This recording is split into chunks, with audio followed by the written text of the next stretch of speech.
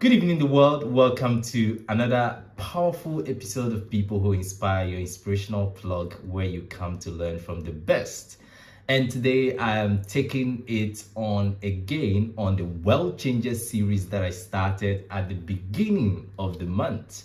And I'm going to be sharing the second level of becoming a world changer. We explore that a world changer is one who goes think far into the future and work their ways backwards. World Changer provides relevant solutions to pressing problems in their society, and world changers are dreamers. We explored all of that. And the first step of becoming a world changer that we see in the story of a man who we brought into discussion was Joseph in the Bible, who dreamt of becoming a great leader in the future, whereby he saw himself and his family harvesting sheaves, and he saw the sheaves of his family bow down to his, and that was a big dream. And then the challenge was, how would he disclose that to his family? And he eventually did that. And then another one, he saw the sun, the moon, and the stars also bowing down to him, and that was a massive dream. So the first step of becoming a world changer is daring to dream, or you can simply say potential.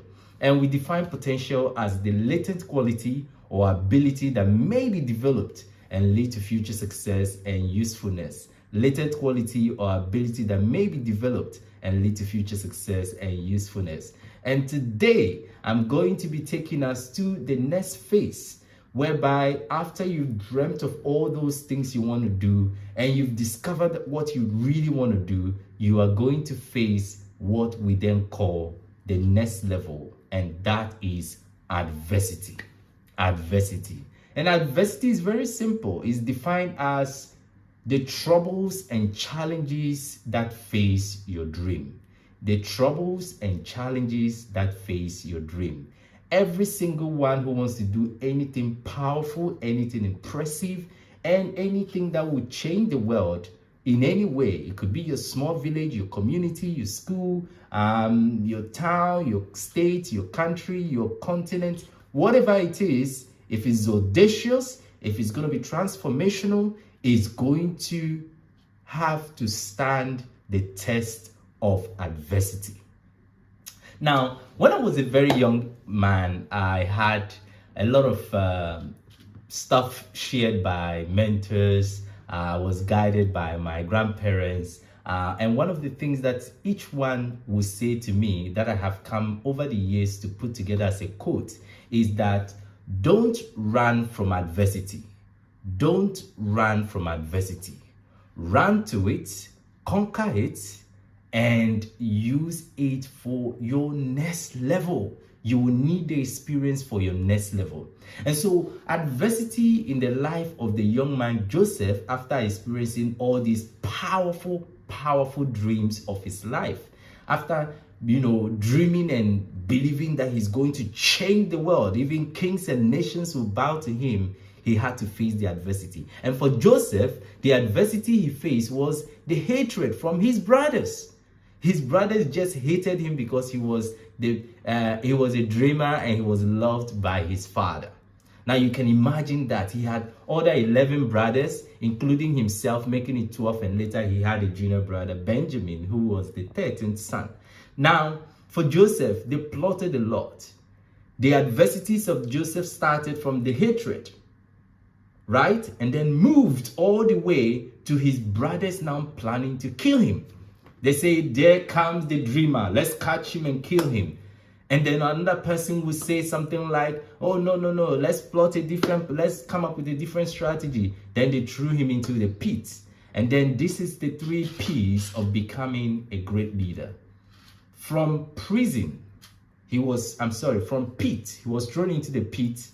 And then you know what happened? Very funny. They threw him into a pit, and then later on they said, no. We couldn't kill him. Let's just throw him into the pit. After the pit, they then sold him to the Ishmaelites.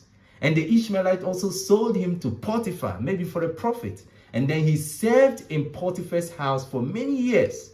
And then one day, Potiphar's wife came to him as part of adversity, came to him and said to Joseph, You know what, we're gonna sleep together, we're gonna have a good time, you look good, you look fresh. And mind you, if you are a young person watching this, you're gonna face similar challenges at some point. Be you a young lady, be a gentleman, you will face challenges that will test your faith. And those are troubles, the challenges that surround your dream. Now, the young man didn't, succumb to the request of Mrs. Potiphar. And so he was wrongfully accused, hated by the brothers, thrown into the pit, wrongfully accused. And guess what? They threw him into the prison. So pit, Potiphar, prison. Pit, Potiphar, prison. Pit, Potiphar, prison. I don't know exactly what could possibly be your pit, your Potiphar experience, or Potiphar's house experience, or your prison experience. Whatever it is, see it as a step. See it as a stepping stone. One day you dreamt you are going to change the world. You're going to do something massive. You're going to build a business. You're going to build a tech company. You're going to build a massive transport company. You're going to build some software that will be used to transform the economic situation in Africa. You're going to solve the problem of food, the problem of sanitation. You're going to contribute to elevating education in Africa. I don't know what exactly your dream will be, but guess what? It will face resistance. It will face challenges. And it is not to scare you, it is just to prepare you for the journey ahead. Every world changer faces challenges. And so this is why the quote I started with is really important for you. Don't run from adversity. Run to it. Embrace it. And gather the experience for your next level. You need to embrace it and then conquer it. Conquer it. Enjoy it, actually. It's not an enemy of success. It is a stepping stone to announcing you to the next level. And I know you can't wait for the next level of your life. And of course, as we journey through this series, you've discovered you had a seed, which is potential. And then now your seed has attracted enemies, challenges, problems, sometimes financial problems. Sometimes it could be environmental problems. Sometimes the government may be the issue. They are not providing enough resources or whatever it is. But stay on. Stay on. It is part of the journey. And again, my name is Emmanuel Bansi, host of the PWI Convo. If you find this insightful, please share with a friend and encourage somebody to keep fighting until I bring you the next level of becoming a world changer. Have a good evening.